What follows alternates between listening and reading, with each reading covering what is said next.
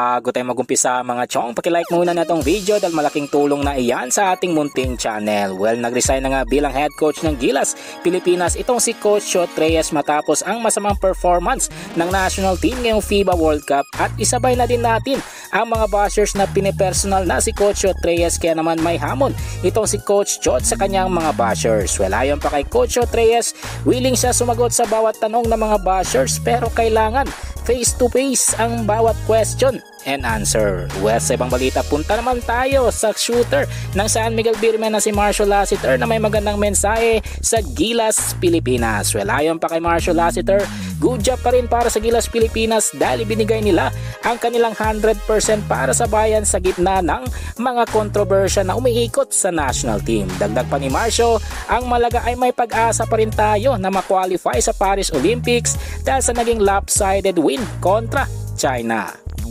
Ang huli sa ating balita mga chong, patungkol naman sa rookie big man ngayon na Magnolia Chicken Templados, walang iba kundi si Joseph Ariobu. Well, ayon pa sa report, plano ni Coach Chito Victorero na mabigyan ng playing time itong si Joseph Ariobu next season, at ito ay upang ma-expose palalo ang nasabing rookie big man. Dagdag pa sa report, tiwala ito si Coach Chito Victorero na madadala ng kanyang bagong big man ang performance na pinakita neto sa PBA on tour. Well mga chong, hanggang na lang ang ating balitang PBA, at syempre huwag kalimutan mag-subscribe at i-like itong video bilang pagsuporta. So this is Channel B once again.